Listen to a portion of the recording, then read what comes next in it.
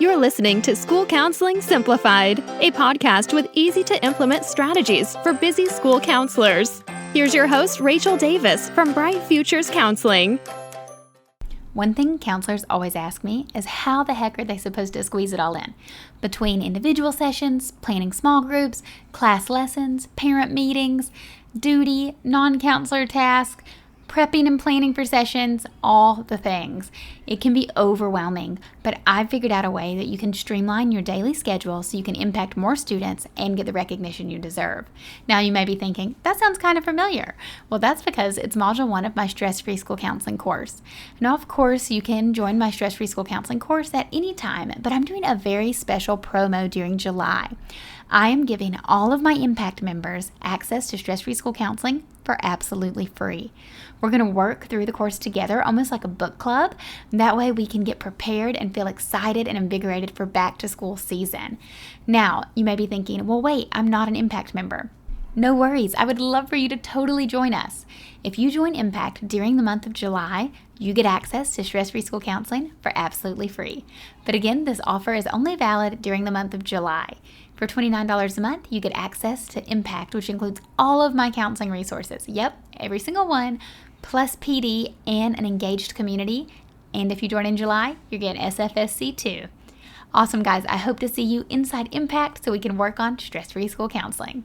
To get all the details and sign up, go to stressfreeschoolcounseling.com/July. Thanks for listening to another episode of School Counseling Simplified. So guys, I cannot believe we are right in the middle of summer. So during the summer, I'm always thinking of ways I can support counselors without being a little overbearing because I know some people just want to completely check out and say, I don't want to talk about anything work related until I go back to school. While other people like to prep and plan ahead of time so it can be less Sunday scaries, summer scaries rather, when they get back to school. I always fall somewhere in the middle. I usually full send it on relaxing and then kind of procrastinate and at the last minute go into hyperdrive prep mode. So I'm providing counselors with something during the month of July to get them prepared and excited for the upcoming school year without getting too crazy. And that is that I'm offering all of my Impact members my Stress-Free School Counseling course for absolutely free. And then we're going to work through it together. So my Stress-Free School Counseling course, you may have heard of it. This is the course I launched in January 2021. It used to have a few certain times you could join, and then we opened it up where you can join at any time, which you still can. But I've been talking to my Impact members. That's my membership for school counselors.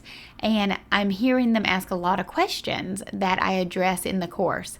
So one of those questions being scheduling. All the time, Impact members are asking me, how do I schedule my day? How do I fit everything in? How am I supposed to do class lessons and small groups and individual sessions and respond to crisis and go to meetings and do non-counselor duties? How am I supposed to do it all? So, and I keep going to answer their questions and I'm like, you know what? This is all things that I've already taught before in the Stress-Free School Counseling course. But like I said, these were my Impact members. So I love to spoil my Impact members because they are my people. So I decided that all my Impact members are getting Stress-Free School Counseling for free during the month of July. And we can work through it together, go through these modules so they can get all the info they need. So you may be thinking, okay, cool, I've never heard of this before and I'm not an Impact member. How does this apply to me? Well, good news for you is I'm sharing a little bit of this on the podcast during this week and during the month of July. And also you can join us. So if you join Impact during July only, you'll also get access to Stress-Free School Counseling. Like I said, this is a course that I usually sell separately for $72. But during July, I'm giving all my Impact members it for free. So you can sign up for Impact, which is $29 a month.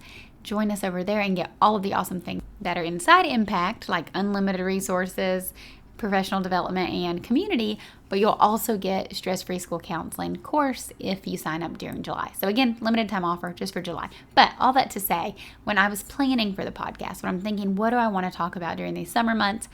I wanted to talk about scheduling because this is something that I've had on my mind because I keep getting asked about it. It's a pain point for a lot of counselors. I know a lot of counselors struggle with this. everyone is like, I'm so good at helping the kids and the, interpersonal connections. But when it comes to the strategy of planning and getting organized and that like executive functioning piece, it's a little harder for me. So I feel that fortunately, I find that as one of my strengths, one of my gifts is that I love a good spreadsheet and I'm pretty organized. So I like to share my methods that I've developed with counselors to help empower them so they can reach more kiddos than ever before and advocate for their position. So this week, I want to talk to you guys about a time audit. So this is the first thing I recommend you do when you're going to look at your schedule. So it's summer, so this is perfect timing. Take a look at your schedule from last year, and I want you to do a time audit. I want you to think about how you were spending your time, and I mean track everything. So, or if you're listening to this a little later, you could go ahead and do a real day in the life of a counselor if you're working right now, or if you want to just do like a mock day of what your day typically looks like, since we're doing this in the summer. So you can look at a previous day, you can wait and do this exercise on a future day, or you can do like a mock day. So think about how you spend your time. You're like, okay, I get to school, I do bus duty, and I greet the kids as they get off the bus. Then I sit at my desk and I check my email, and then usually someone pops in, and then I usually have a parent meeting, and then I have a 504 meeting, and then I do 2 small groups, and I have 3 lessons, and I see some individual kiddos. Then I try to eat lunch. Sometimes I have a lunch bunch, all that. Write it all down, okay? And then you can see, I want you to color coordinate. I love color coordinating. I'm very visual. Color coordinate and see just a quick divide. Which of these are direct student services, meaning you are directly working with a student? So through a class lesson, through a small group, through an individual session. And which of these is a support service that's indirect? So these would be things like a meeting about a student, a planning session, things like that. So that's a good way for you to look at the data. Now, maybe you already have this data from last year. Maybe you did my famous end of the year report, and you can show, look at from when you talk to your principal and see, okay, I spent this many hours in sessions, and I spent this many hours in planning, and I spent this many hours in meetings, whatever. If you have the data from last year, that's excellent. If you don't, that's okay. You can, again, do like that mock day or just kind of get an idea of where you think you're spending your time. This time audit is going to be super helpful because when you go to sit down with your principal at the start of the new school year and you're going to plan, you can advocate for your time and advocate for your kiddos and say, look, last year I spent a lot of time doing this. I think it would support our students better if I could spend more time doing this, aka I want to do more groups and less bus duty or whatever.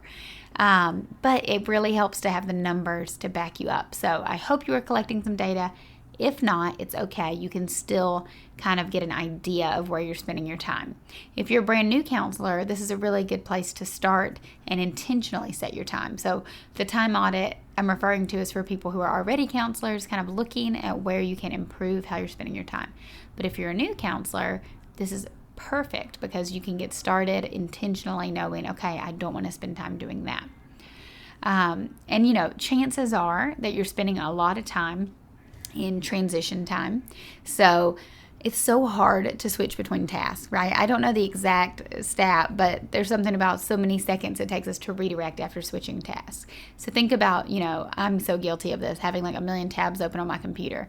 And I'm like answering an email, and then I'm like, oh, but I want Spotify when change this song, I don't like it anymore. Oh, and then a notification comes in over here. I go to Google something, and then I forget about, and I'll have like a half drafted email. Like if you can relate to that, then this will be super helpful for you. Same thing with, transition time at school. You're walking to a class lesson after doing a small group and a teacher stops you in the hallway and then you get distracted and you have to do something else, or you come across a crisis and you have to attend to that. Transition time, responding to crisis. Like I said, that's definitely probably a place where you are spending your time, that you are like, I don't have any time to do class lessons or small groups because I'm always responding to crisis. Or maybe meetings. Maybe you're spending a ton of time in meetings and you don't have time to do individual sessions. Or maybe you're spending a lot of time communicating with parents. You're always, in a meeting or on a phone call or in your inbox, communicating with parents and teachers about kiddos rather than with the kiddos. So a time audit will help you identify these gaps, identify these deficits, and then you can move forward with a good plan. Now, one tip I have is a crisis response team protocol. Now, this is something I love to help counselors develop as a means to respond to crisis, because I think of my first year, I had a situation where this kid was like having a meltdown in the sandbox, and I had to go out there and help, and then I missed my class lesson, or I was late, and I got there, I was running all sweaty, unprepared, and the teacher was just kind of rude, honestly, but disgusted, at how unprofessional I was, how late I was, and all her kids had just been waiting, which to her credit, they shouldn't have been waiting on me, right? I should have been there. I had a commitment that I needed to honor. But at the same time, I'm no, I was doing something counselor related, that's why I'm late. And then same thing, I was split between schools. I used to have a meeting at one school that would cause me to be late for my duty at the other school. I was always cutting it close. But it was a morning duty. It was a pre-school meeting, before school meeting, not preschool. But to the people at the one school who I did the duty with, they just thought I was running late every day, right? They didn't realize I was coming from the other school. So time management is real. You want it to make you look good. You don't want to appear like you're flustered and all over the place. You want to be able to advocate for your role in your profession. And part of that is by being professional, being responsible, and honoring your commitments to those class lessons. And you may be thinking, yes, I want to do that, but it's really hard when there's a crisis popping up all the time. So that's why I like to introduce a crisis response team protocol. Now, I've talked about this before, but I really wanted to reintroduce it to you guys, especially during the summer months, so you can think about how you can get this started at your school when you go back in the fall. So, what is a crisis response team protocol? Well, the protocol is basically, if there's a crisis, who's going to respond to it and how are they going to respond to it? And then it's up to you to build your team. So your crisis response team, I want you to think of other people in your building who can help when a crisis comes up. So typically these are not going to be teachers. Typically these are going to be people who have a schedule that's pretty flexible. So maybe people like you, like the school psychologist, maybe even your secretary, maybe your vice principal. Maybe we even had a custodian on mine one time jump in. People with a specialty type role who have a little more flexibility in their schedule, they are great members for the crisis response team. So then you're going to look at the calendar, the day, and you're going to say, okay, I'm going to be on call basically from 9 to 11. And then so-and-so is going to be on call from 11 to 12. And these can be as big or small chunks as you want them to be. And you might have 2 shifts, right? But this way you can build out your day. You can say, okay, I'm going to schedule class lessons. Definitely not going to schedule them during that time because that's when I'm on call for crisis. And, I hope you don't have a lot of crisis. Maybe there's not a crisis for 2 weeks. That's great. Instead, you have that chunk of time that you can do planning or, logging your counseling visits. Or I'm sure there's a million things on your to-do list that you can do. Pop in, do some observations, pull in some kids that you want to check in with, do some minute meetings. I'm sure there's lots of ways you can fill your time. So don't worry about being bored or being wasteful by chunking off this time. But what it does is it allows you to be on call. So when there is a crisis, you're ready and you're not missing anything else or missing another commitment because you're ready to respond. And sometimes it's not your turn, it's someone else's turn and they can step in and respond. So the kid with the crisis is always getting, priority attention to de-escalate that.